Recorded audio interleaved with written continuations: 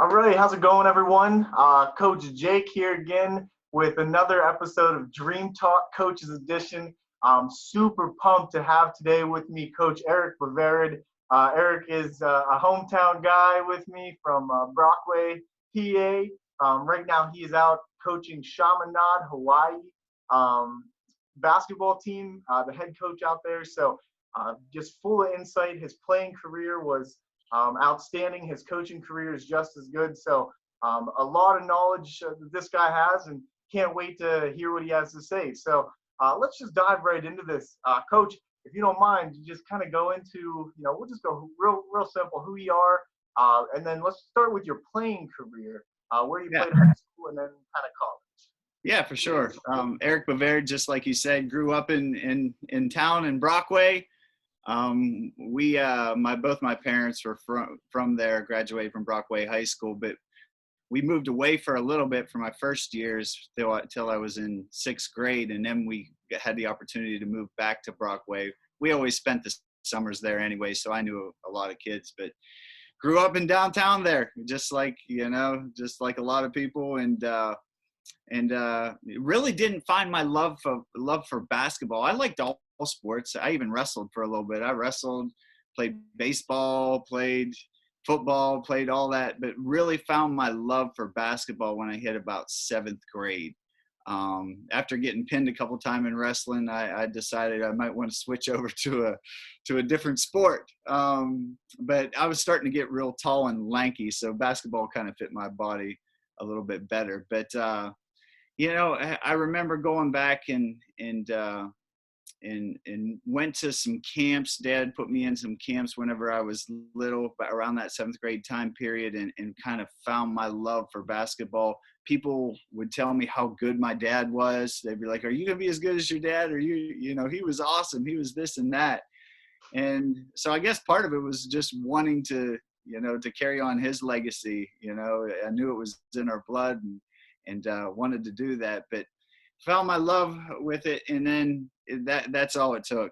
I mean, from that point on. I remember when I was in ninth grade, I went to a camp, and they talked about making goals for yourself and how to stay motivated. And I wrote 3 things on my bedroom wall. And now at the time, I was thinking like a ninth grader, so it wasn't too advanced thinking. I wanted to score 1,000 points. Like in my high school career, I wanted to score 1,000 points because they had all these balls for the guys in history that had scored 1,000 points. I wanted to slam dunk one in a game.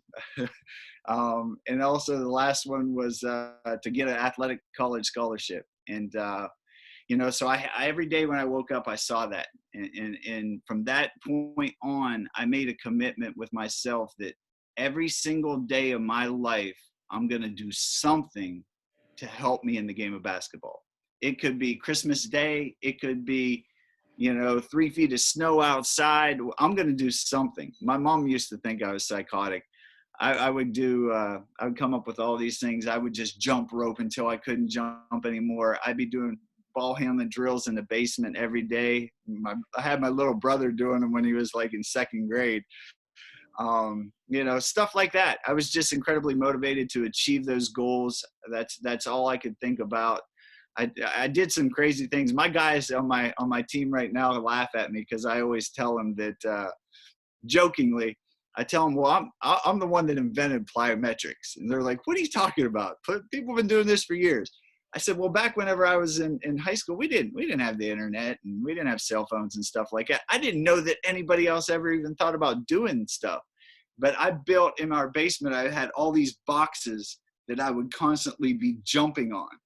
And I didn't think, I was always trying to find a way to gain an advantage and beat people.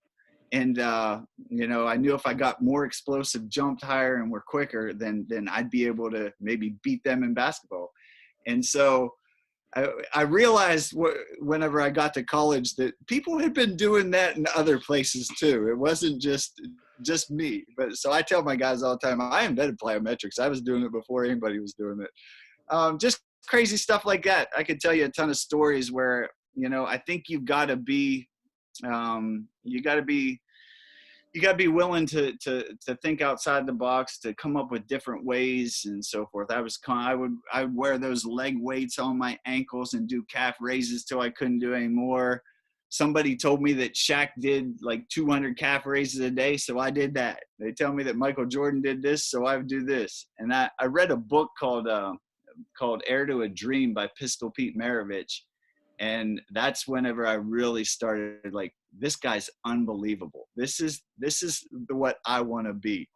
The things he could do with the basketball, was unbelievable. So that's when it started. It started at a young age, and every day of my life I did something to try to get better at basketball. You guys, kids nowadays have so many resources and so many people that tell them, hey, do this, do that.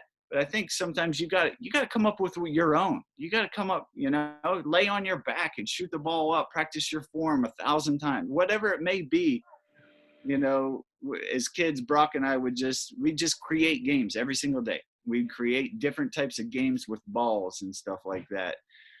So I think that, we were lucky enough I was lucky enough to get that college scholarship and go to West Liberty, which is, not at the time I was playing. We were good, but they're one of the top Division II programs in the country still to this day. And was lucky enough to be a couple-time All-American, and then played professionally in Europe and Australia before I tore my ACL, and then decided to get into the coaching gig. Started off as my first coaching gig was 7th grade boys basketball at Brockway School. That was my first job, And then luckily, with some connections that I had, I got a high school teaching job in South Carolina, and was, next thing I know, I was the varsity basketball coach, assistant football coach, assistant baseball coach, doing it all. But the biggest break I probably had in my coaching career was when Jim Crutchfield got hired back at my alma mater, West Liberty, and he called me up and said, hey, you want to come back? You want to come back and be an assistant coach? And at the time, it was going to be like a $25,000 pay cut to go take that job. But I said, you know what? That's what I've always wanted to do. I'm going to go do it. And, the rest is history. To learn from Jim Crutchfield a different way, a different style of basketball was probably the biggest thing in my coaching career. He's the winningest coach in NCAA history. He's won more games percentage-wise. And I was there to see from the beginning what works, what doesn't work. So we were kind of the trial and error for the first couple of years, and then we got it fine-tuned, and next thing you know, we're playing in Elite Eights, Final Fours, winning tons of conference championships, stuff like that. And it kind of led to getting the break to come out to Chaminade. As a kid, I watched the Maui Invitational on TV.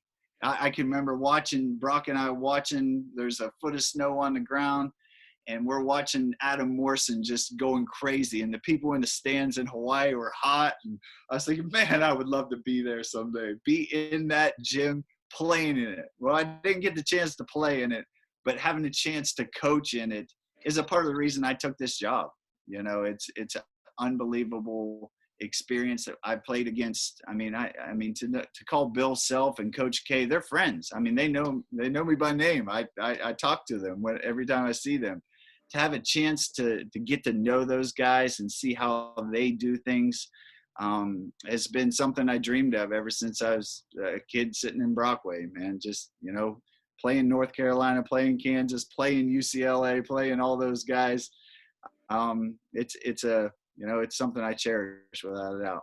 I know I talked a lot right there, so I'm going to let you talk a little bit. No, this is all about you here.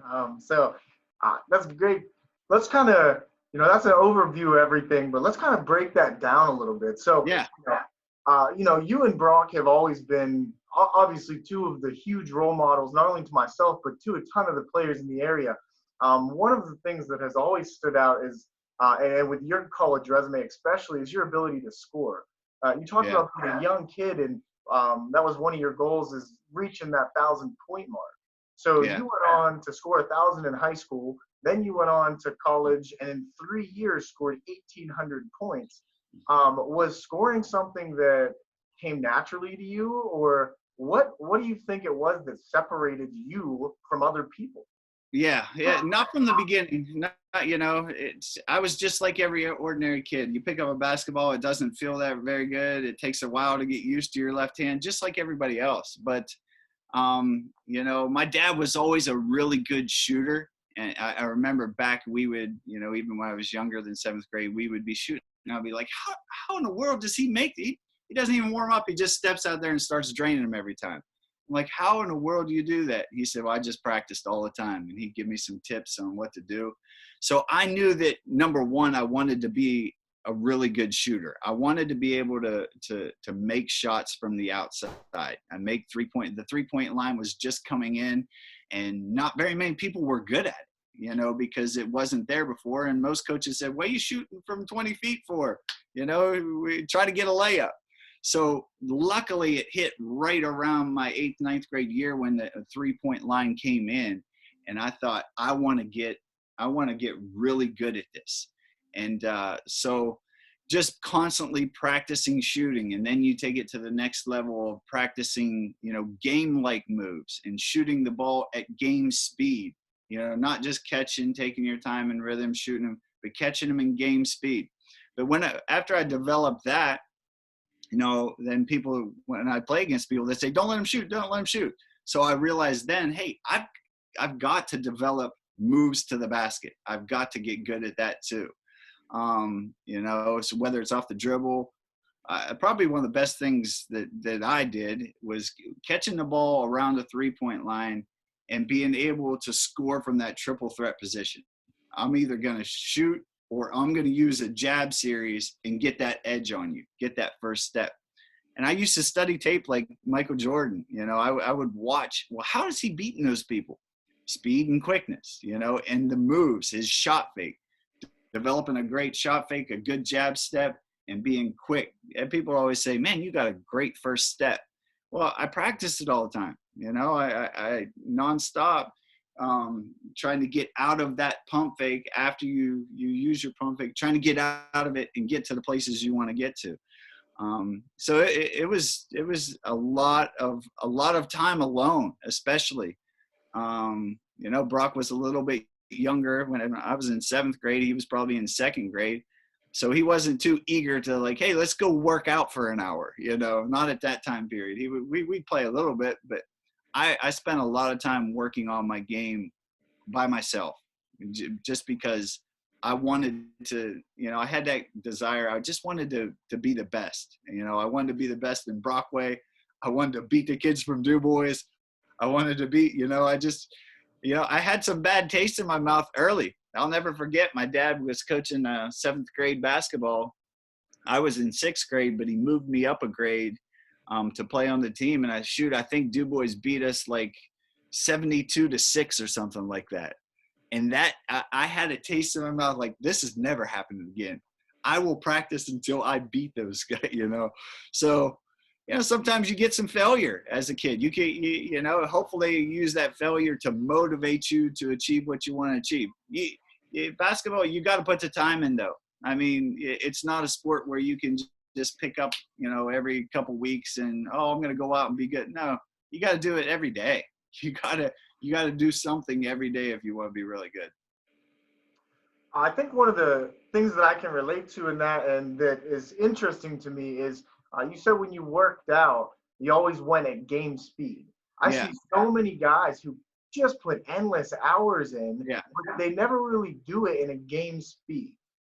So when you practiced, how big of like a visualization thing did you have? Like, were you trying to picture the defenders and the offense? Oh, no doubt. Constantly down at the courts in Brockway, you would find me there almost every single night, going one-on-one and against dummy nobody even there. Like, I would be like, and just imagining how the defense is playing you and trying to beat you. It's I can think back to just numerous times, doing that. And, I believe, I tell my guys, the guys I'm recruiting now, I've had a bunch of foreign guys on the team also. And it's one thing that I've picked up with foreign guys. They love to go in the gym for like 5 hours, and they'll do everything at like 30% pace. And And I have never believed in that. I'm a believer in, I'm going to go in,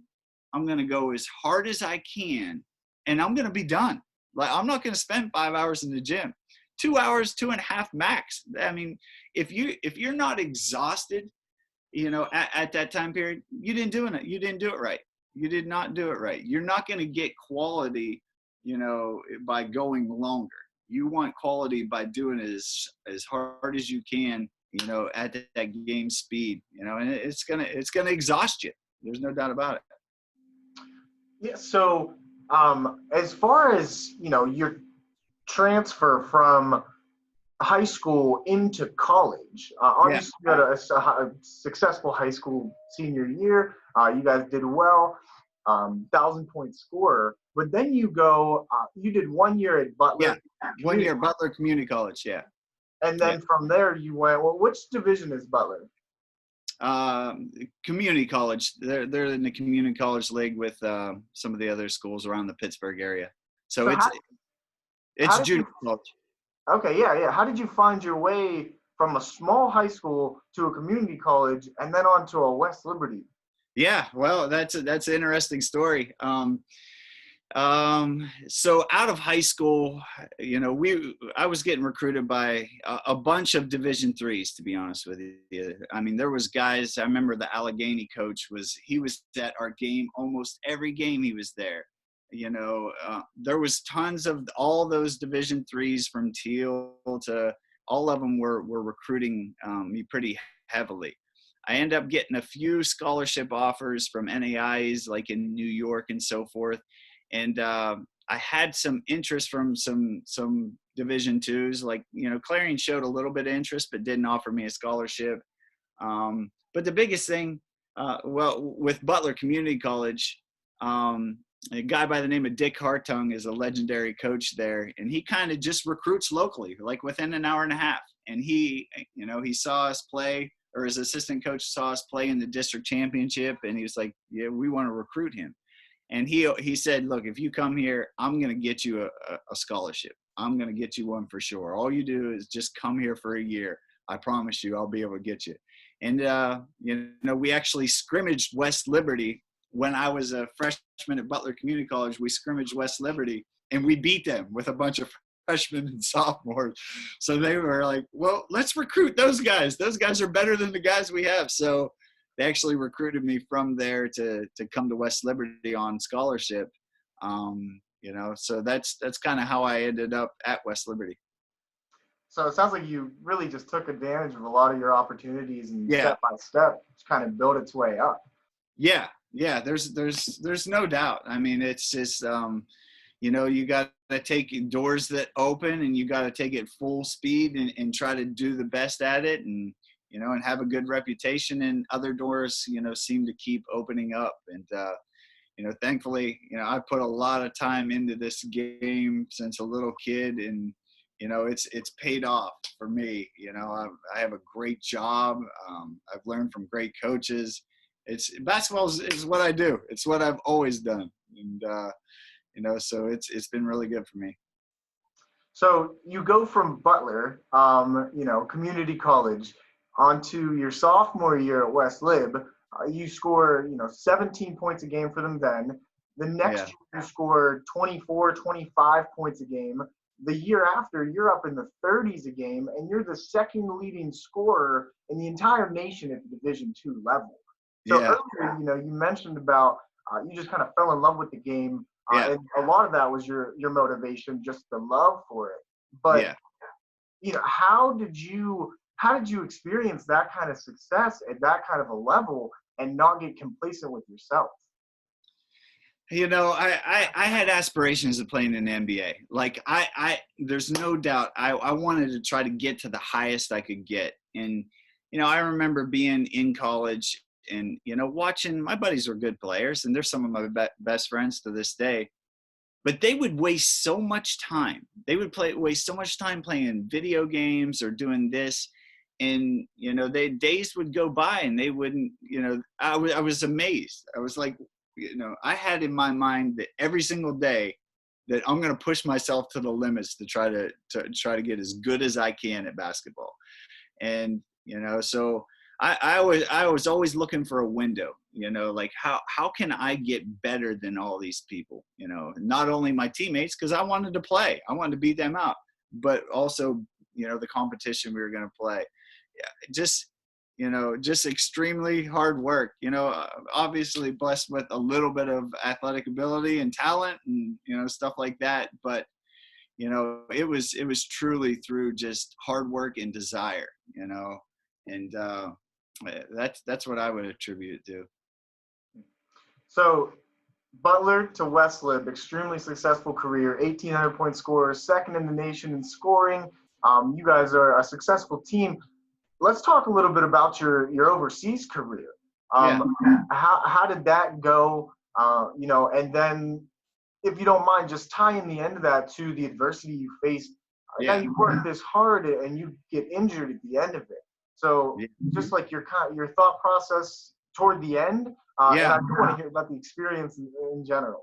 Yeah, no doubt. Well, so if you can't picture, but it was 1995, and I'm finishing my senior year, and I have aspirations of like, man, I hope an NBA team gives me a shot. I hope they give me a shot. I remember, I was sitting in my dorm room, and Bernie Bickerstaff was the general manager for the Denver Nuggets, and he called me and wanted to talk to me. Denver Nuggets were calling my coaches and so forth, and the Boston Celtics had inquired. They saw that I was All-American, scoring all this points and stuff like that. But I mean, honestly, rarely do Division II players, get the chance to play in the NBA. But they saw something that, hey, this is a little bit different. This guy has done it not only for 1 year, but he's done it for 2 years. So let's take a look. I got invited to come to some, they said, if you stick around, you come to our camps, whenever we have them, right when my senior year ended. But fortunately, there was a guy by the name of Pat Stewart that coached at the local Division III school that had a lot of connections overseas. And he happened to just be in Wheeling and was kind of fascinated with our program and so forth. So next thing I know, and I had really not heard at that time period, there wasn't a lot of guys going overseas to play in 1995, not like today. Everybody wants to go play overseas. I didn't even know one person that had gone overseas to play. You know what I mean? Like no one I've ever come in contact. Once I realized the NBA was a bit of a long shot, because they were already talking to my coaches about, hey, he's got to get bigger and stronger. At the time, the game in the NBA was so physical. Guys were just big and strong, and like you're seeing the documentary on Jordan during that time period, how big and strong and physical those guys were. They let defense get away with, nonstop hand checking, pushing, and stuff like that. So those guys gave me advice and said, look, you need to probably go overseas and try to develop your game, get stronger, mature a little bit, and, hopefully have a shot at the NBA later. So this guy, Pat Stewart, he had some connections, and next thing I know, I'm getting calls from some agents, asking to represent me. And I'm like, yeah, sure. I'll go anywhere. I thought my basketball career might be done with, I thought it was like, you don't make the NBA. Well, you're done. You're playing in the YMCA league next year. But fortunately, guys wanted to represent me, and next thing I know, I got a contract offer to go play in Germany. Now, I've always been the type, I wanted to get out and see the world. I wanted to go experience different things. I know not everybody in small towns want to do that, i.e. my brother, but I've always had that desire. I wanted to get out and go see the world and do things. And, so I had that opportunity to go play in Germany. It was a great experience. It was a great, culturally, just to see how different people in the world live, and to be able to travel to France and, go wherever I wanted to go from that point was really neat. The basketball was just okay, to be honest with you. 1995 in Germany, it was just decent. So I finished that year out, and we actually had a decent team, and played pretty well. I played pretty well, and had the opportunity to go to Australia the next year. And Australia was just coming off of an Olympics where I think they finished maybe third or fourth. So they had been really started coming up in the basketball world, and went over there, and the basketball was really good. It was really good. I was playing in the second league in Australia, playing against a lot of those guys that were participating in the Olympics. A couple famous names, Andrew Gaze, was one of them that was the Australian star at the time. But unfortunately, not too long into the season, I did a move that I did a million times. A guy was coming, trying to block me on a fast break, and I kind of just jump stop and was going to change direction and finish, and my knee gave out. And next thing I know, I tore my ACL. So had the surgery there. It didn't go as good as I was hoping it would go. I thought I'd be able to come out and get back to full speed. I really rehabbed it and everything like that, but there was always just something just a little bit off. And I had some opportunities to go to China and places like that. But at that point, I was just, hey, I'm ready to move on with life. I'm ready to go. I'm not, my dream of getting into the NBA at that point was, I'm not going to make it. My knee isn't right. I needed to get bigger and stronger, not just a little bit slower and less quick. That was definitely not going to help me. So at that point, once I realized that I wasn't going to probably make the NBA, I was like, I'm ready to start my other aspect of my life, and moved to Myrtle Beach for a while, and end up getting a teaching job and coaching there. So one of the things that when I'm listening to this story, just keeps coming up is like there had to have been so many times that it was just downright uncomfortable. Being a small town guy, and then finding yourself on that kind of a spotlight in a Division II school, and then finding yourself talking to somebody from the Denver Nuggets, and now you're overseas, and then it all ends, and you're back where you started in Brockway High School. Yeah, that had to have been uncomfortable too. So working through that, what does that say for, you hear people all the time talking about trying not to get complacent, trying not to get comfortable. Yeah, no doubt. And I had major cycles of that. There's no doubt about it. Next thing I know, I'm not a professional basketball player anymore. And I'm like, my dad's like, well, hey, why don't you get a job at the factory for a little bit? And, obviously nothing, people make great living doing that. And I actually went in and worked at a factory for a while, and man, that's hard work. I was working the swing shift, I'm like, I don't know if I can do this. I gotta go back and finish my degree and then get a teaching job and so forth. But yeah, you have to force yourself to get to the point where, it is uncomfortable. And you got to be willing to take chances. I've always been I've been always willing to take a risk, if I thought the reward was going to be good enough, So I don't know. I kind of just got addicted to, I guess, the endorphin feeling of pushing your body to the limits. I would, again, my mom thought I was just psychotic. I would just be bench pressing, anything I could think of. I would do it at full speed and do it maximum. And, I would love that feeling to see how far you could push yourself, how far, and I know my little brother does that. And he did that for a long time, but just pushing yourself, what can your body do? In my mind, I thought I could do anything.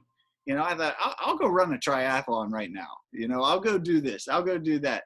I didn't think that anything could conquer me, but kind of having that mentality of not being afraid to just push yourself to the limit all the time. So then you get into your coaching career at West Lib. Coach Crutchfield is, he's a legendary coach. He's still coaching big time right now. He's doing some D1 stuff. So you had the opportunity to work under him. As a first-time coach, how much did you realize from a coach's perspective that you didn't realize from a player's perspective? A ton, an absolute ton. I thought I knew, I knew the game of basketball. I know this is going to be a breeze. Like I could just step in here and there was so much that I did not know. It was unbelievable, just different aspects of from the coaching side rather than the player side. From the player side, I just show up and do my thing. I'm gonna show up and outwork and beat people.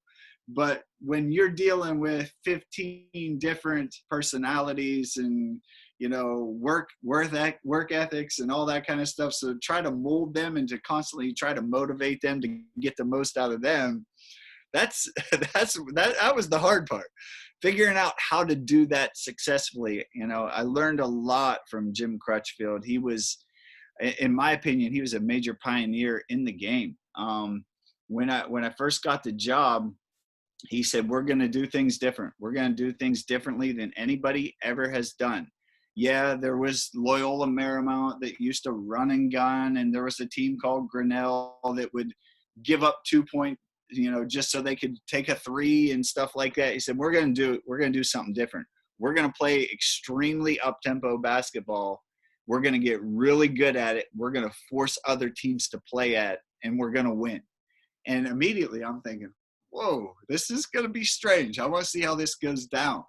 And, we kind of laid it all out. Well, how are you going to force teams to do what they don't want to do? Well, you don't give them a choice. You pick them up, you trap them, you show them advantages, and they got to decide, am I going to try to beat it or not? Is just a glimpse of what we did defensively. But we forced people to play the way we wanted to play. And then offensively, our development was off the charts.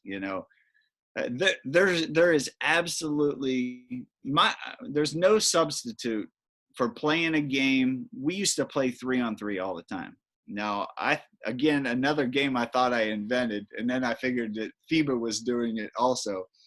I would call it fast break 3-on-3, where you don't check the ball. You don't ever check the ball unless there's a foul or the ball goes out of bounds, but you would check it from right where it is. We play it as fast as we can. So the ball goes through the basket. All you do is got to kick it to the 3-point line. So it was an incredibly fast game. We played it all the time.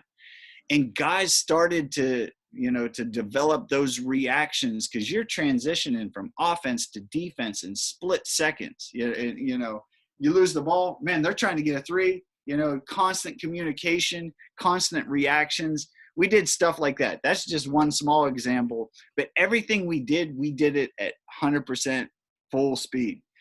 So our guys were trained to play at a high intensity level, for the time period we were in the gym, and we got really good at it. And, that's why we led the nation in scoring, so many years and so forth.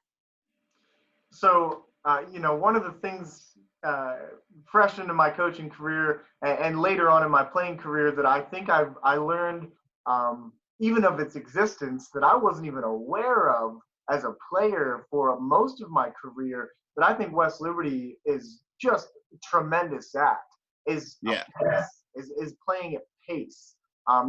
When I watch NBA players now, and study their games and break it down, it's almost like they're moving fast, but they're not. So from your perspective, how would you define pace, and how as a player in maybe a situation like you coming up through where, you didn't have a ton of other people who were ready to work out with you and that into basketball, how do you learn to develop that pace if you are kind of by yourself?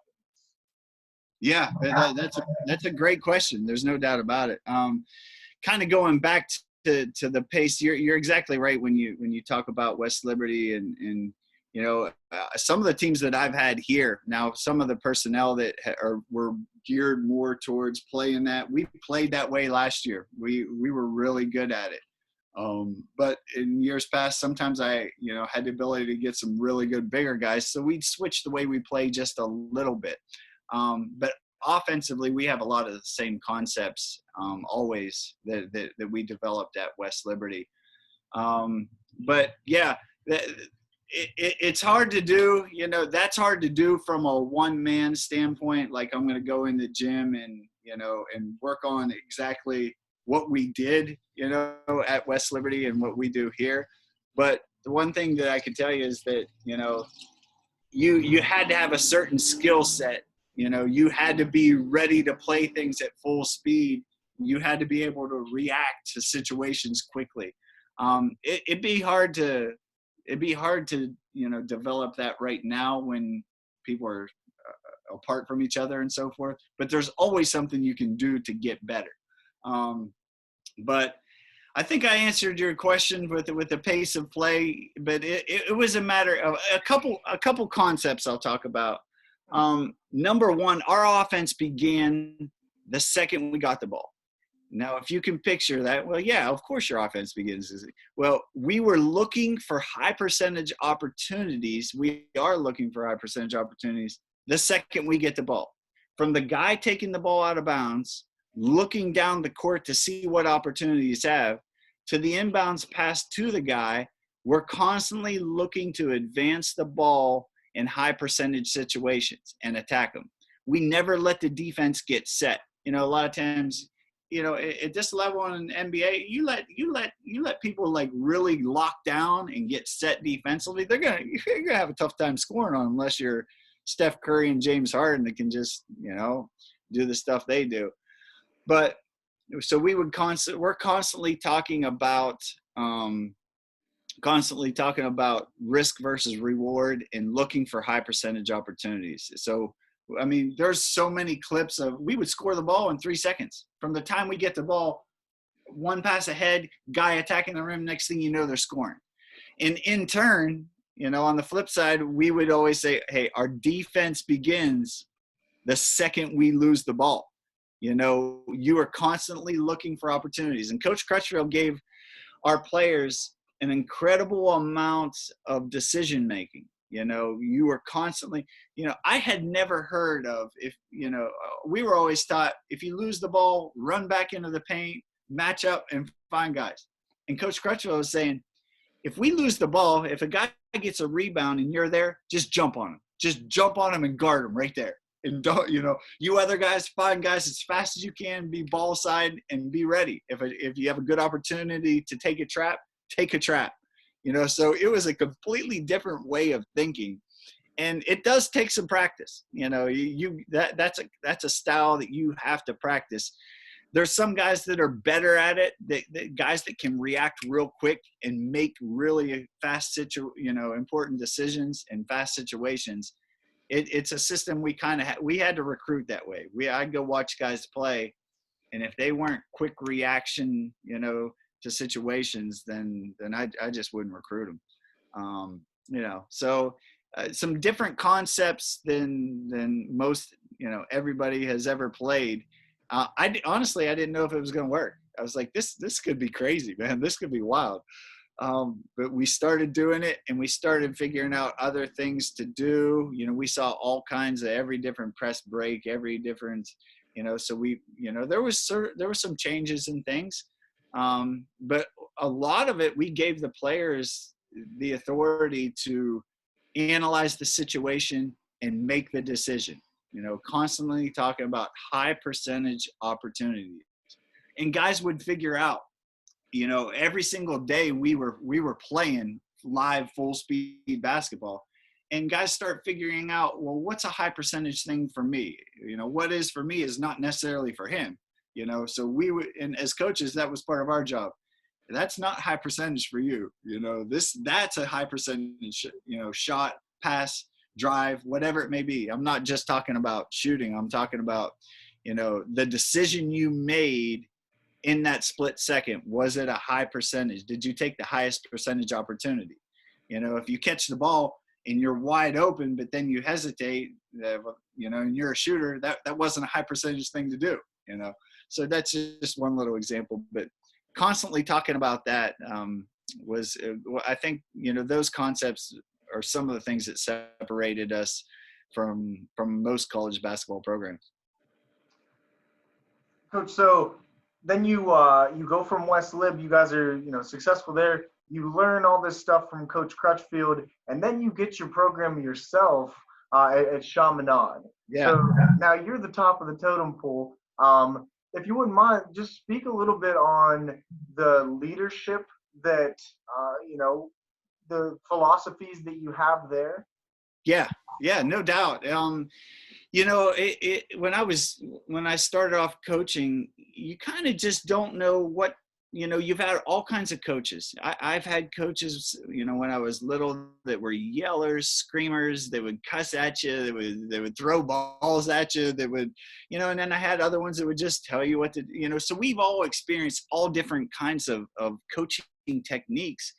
And, you know, I kind of thought, you know, well, what am I going to be like? You know, because as a player, sometimes I get really feisty. I'd get really mad, you know, and want to, you know, almost want to fight people sometimes. And I was like, well, I can't do that as a coach. So I gotta figure something out. But Coach Crutchfield gave me a great piece of advice, you know, right from the start. He always said, don't try to be anybody that you're not. Don't, you know, if you're not a Bobby Knight or a Bobby Huggins, don't try to be that person, because it will not be authentic. You have to be, you know, who you are. And I'm the type of person, you know, I don't swear a lot anyway. I don't cuss, you know, grab guys and jerk them around and so forth. As a player, I always thought, Coach, just tell me what you want me to do and I'll do it. Just tell me. You don't have to scream at me. You don't have to belittle me. You don't have to. If you tell me to do this, I'm going to try as hard as I can and do it. And that was always my mentality. So that, you know, the way I wanted to be coached is the way I coach now. You know, I try to, you know, treat guys fair.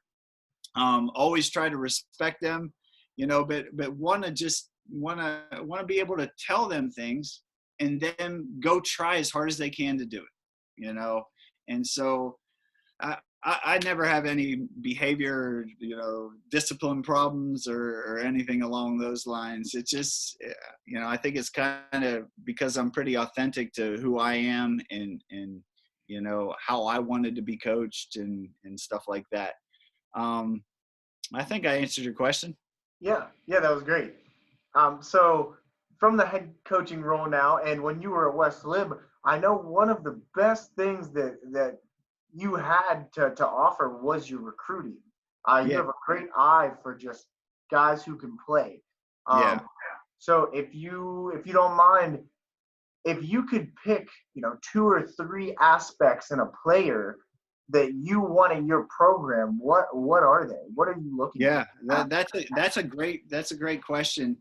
You know, and honestly, it goes back to Coach Crutchfield allowing me the opportunity to do, you know, the majority of the legwork recruiting. You know what I mean? Like going out and finding the people, and then, you know, giving him a small pool of guys, and then him decide actually who he wants. And I loved it. I enjoyed it so much. Like going out in I knew every kid in Ohio. I knew every kid in West Virginia, every kid in Western Pennsylvania. Just studying them, you know, nonstop. At first it was a little hard, you know, because I'm thinking, you know, this guy can do this, you know, this guy can do that, you know, what am I looking for? And you know, some of the things I knew the way we wanted to play.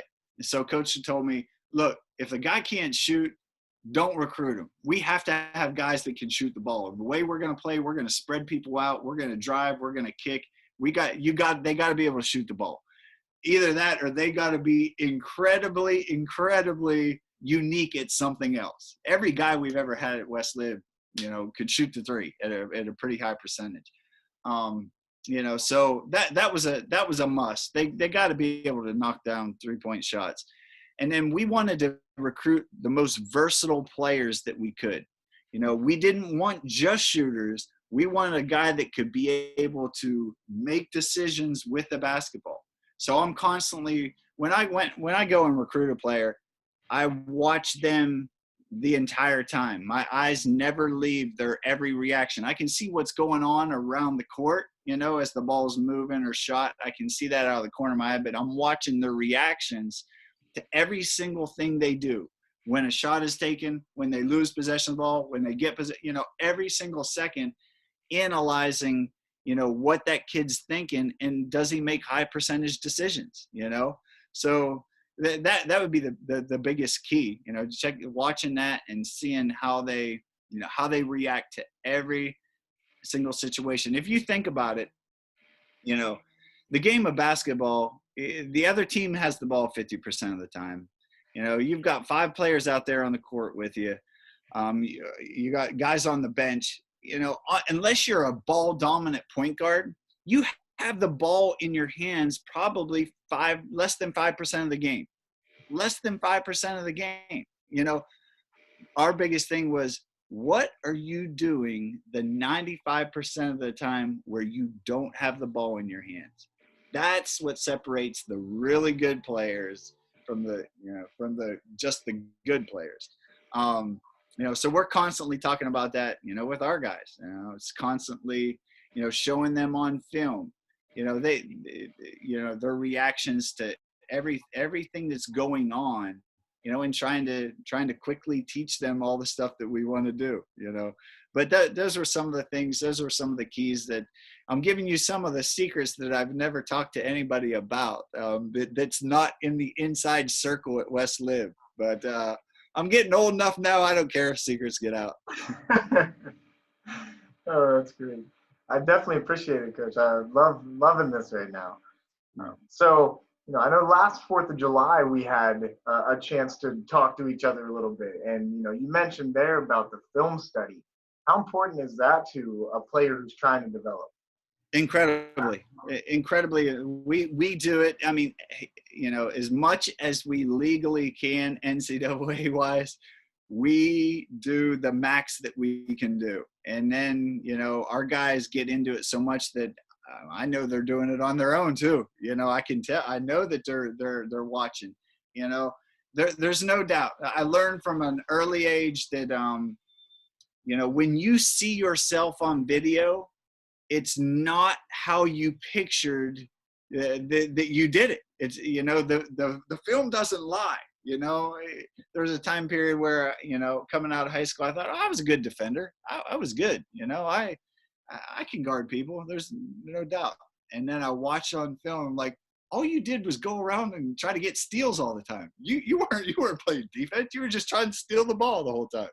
So the bottom line is, they have to see themselves, almost to believe it. Unless a player just has absolute 100% trust in you, they got to be able to see it to believe you, and then once they establish that, look, I told you you're traveling, or hey, you didn't close out with your hand up this time, whatever it may be, we can constantly point out, and we'll watch with the guys every single second that they're out there and their reactions and all that. So it's imperative for them to watch and learn from video. There's no doubt. And yeah, if you're a kid at home by yourself, watching your shooting technique, watching your ball handling technique, seeing ways that you can improve on those things. Going back and watching yourself play from last year, if you have the ability to have those tapes, is huge. I will add this one thing, kind of off topic a little bit, but I've always thought that this time period we're in, obviously incredibly unique. If I was a young basketball player at this time period, I would be licking my chops. I would be like, oh my God, this is the time period where I'm gonna beat everybody. I'm gonna outwork everybody. I don't have to be at school for 9 hours of the day. I don't have to do this. I don't have to do that. You got to do your schoolwork, whatever it is, but I know it's not 9 hours worth of schoolwork. But I would just be thriving in this time period, thinking of all and doing all the things that I can to try to get a leg up on people and try to get ahead of people. I'm trying to convince my guys, of that same thing. I talk to them all the time about taking advantage of this time. And I can tell you, I got a 2nd grade little boy in here that every single day charts how many push-ups he does. He charts whether he dribbles the ball around the park. He charts, he's thinking, he's thinking like I am, like, hey, I'm going to get better during this time period. And it's pretty unique to see. He's going to end up being better than me. I know it. Coach, that's awesome. So at Chaminade this last season, it was the 18 to 19 season that was the 23 win season, correct? Yeah, yeah. And that's the most in the school history as far as percentage wise from the Division II level. Yeah. Was there anything special about that team that?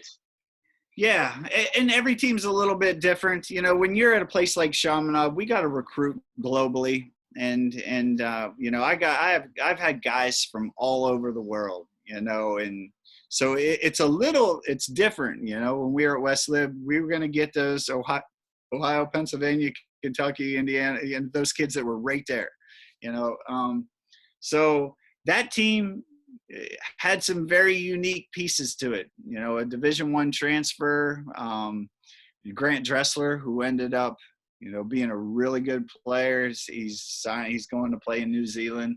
Eric Shive was on that team that, played this last year professionally in Germany, but had all the right pieces, to do what I wanted to do offensively.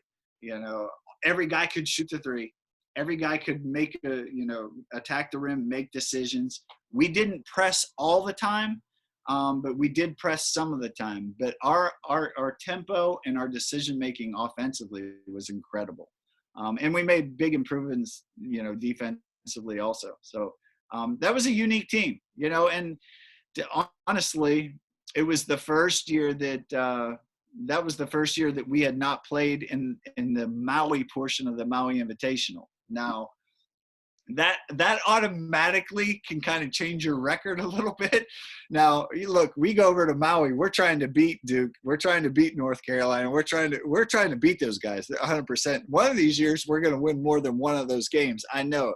But if you just look at the numbers, there's a good chance that you're going to lose a couple of those games, if not all three of them. You're playing Gonzaga, who's number one in the country.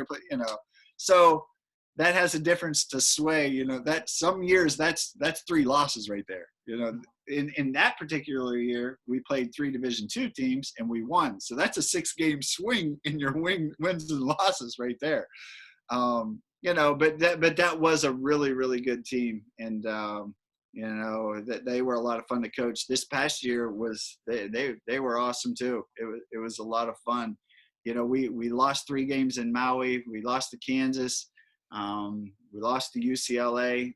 We lost to Georgia on a buzzer beater. Anthony Edwards hit a last-second shot to beat us. We were so close to winning, but that was 3 losses. We were 18-8 in Division II competition, but 18-11 when you add the high major teams also. So, I mean, this year's team was really good too. So just a couple more things here, and we'll let you get on with your day. Yeah. I know it's still morning time for you out there in Hawaii. Yeah. Big day ahead of you. But, from you kind of starting with your elementary and your junior high, and even now you talking about your second grader, it's come up now a few times about goal setting and charting your progress. Yeah. That's something that's big to you? Yeah. I have to see things. I have to have a vision of where I want to go and what I want to do. Otherwise, what am I doing? I'm just kind of lost. So most days when I wake up or the night before I go, I write down things like the things I need to get accomplished for the next day. Now, most of them revolve around Chaminade basketball. It's not like, hey, you're going to take 1,000 shots tomorrow or whatever. My goals are a little bit different nowadays, but I've always had to, have a vision and a purpose and so forth. And, he likes to be able to look back and see, look at all the stuff I did. And he can see the progress that he's making. Yeah, I'll be honest with you. I told him, look, a year ago, you were not very good. You could barely dribble the ball. If you remember, you had trouble dribbling the ball. You would stare at it and go like this. I never wanted to force him. I don't want to force him to. I want him to do whatever he wants. We go outside and play most nights. We take a football. We take a baseball bat. We take rackets. We play any sport you want to play. Just let me know that night. We're going to do something. So I let him pick what he wants to do, but he's kind of been around basketball this past year and kind of picked it up a little bit more. and is starting to really want to try to get good at that. And if that's what he wants, then I'll be there to support him, you know? Coach, it's been great to talk to you here. Just to close it out here, I know you touched on it just a little bit there. As a player in this time period, but Yeah.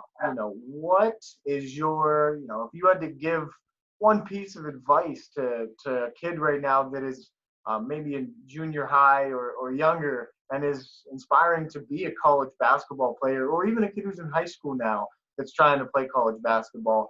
Um, you're kind of locked down. Not everybody has a huge space to work. Not everybody has a hoop outside or a paved driveway to work on. What kind of advice can you give to somebody who doesn't have a ton of space to work or anything to do, and they're still grinding? There's always a way. And I'm always telling my kids, it's kind of a saying we have around here. And I always tell my wife, all I do is solve problems all the time. And I always tell them, find a way, find a way. Hey, Dad, I need this. Find a way, figure out how to do it, and you can do it. You have the time to do it. Unless you're in a prison cell, which, none of them are in a prison cell, you still have the ability to do what you need to do.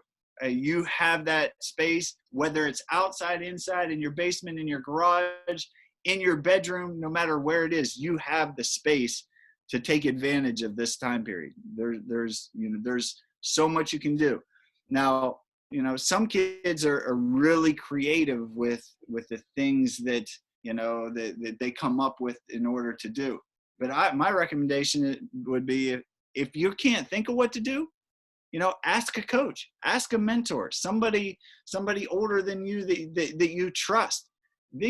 Look, we know tons of stuff. There's always stuff that you can be doing in the space that you have right now. And if you don't know what to do, then ask people. I could list 50 things right now, from my plyometrics in my basement to jumping rope to the king ball handling drills to laying on your back shooting. There's a million things you can do right now.